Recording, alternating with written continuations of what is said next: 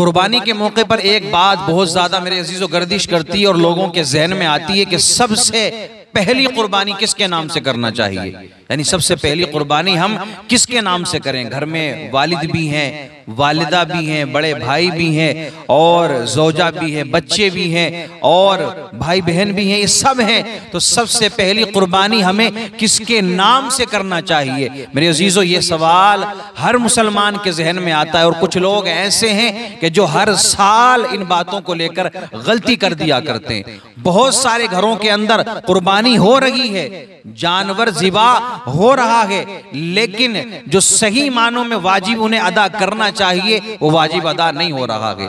वो अपने ऊपर जो उन पर कुर्बानी वाजिब है वो मुकम्मल तरीके से उसको अदा नहीं कर पा रहे हैं। अब आओ मैं आपको बताता हूँ, ये सवाल पैदा होता है ना कि सबसे पहली कुर्बानी किसके नाम से होनी चाहिए। याद रखना, घर में अगर 5 सदस्य है ना, 5 सदस्य हैं और पांचों माली के निसाब हैं, तो घर में जितने भी हैं सबके ऊपर कुर्बानी वाजिब है।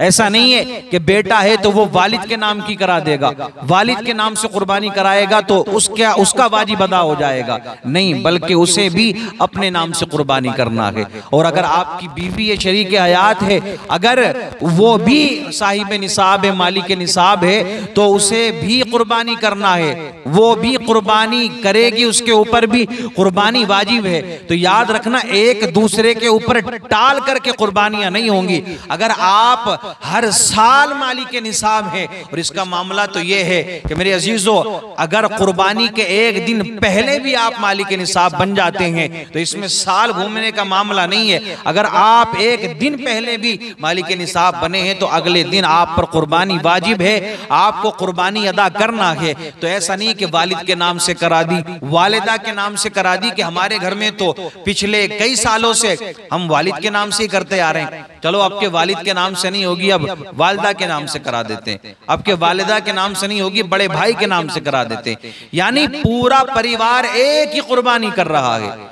एक ही जानवर ज़िबा कर रहा है, एक ही हिस्से वाला, बस एक जानवर ज़िबा कर दिया, पूरे परिवार की कुर्बानी हो रही है। मेरे अजीजों, असल मकसद को समझो आप, ये कुर्बानी का असल मकसद क्या है। ये कोई खेल और तमाशा तो नहीं है ना कि आपने इधर उधर टालने के बाद में बात को घुमा दिया, बात खत्म हो गई। ना मेरे अजीज, अगर हर फर्द घर का मालिक के निसाब है, जरूरियात जिंदगी से ज्यादा चीजें उसके पास में है, तो घर के हर फर्द पर कुर्बानी वाजिब है। और याद रखना, हमने ये भी देखा है, लोग जाते मरहूमीन की तरफ कि हमारे दादा की होती आई है उनके नाम की कराते हैं, दादी के नाम की कराते हैं, या और हमारे जो गुजर गए उनके नाम की कराते हैं। याद रखना, आप अगर अल्लाह के रसूल सल्लल्लाहु ताला अलैहि वसल्लम के नाम से भी करा रहे हैं, अपने नाम से नहीं कर रहे हैं, तो आपका वाजिब अदा नहीं होगा। पहले आपको अपनी जानिब से करना है, फिर अगर अल्लाह ने आपको हिसाब दिया है, आपके पास में इतना माल है, तो अपने वालिद के नाम के कराओ, अपनी वालिदा के नाम से कराओ,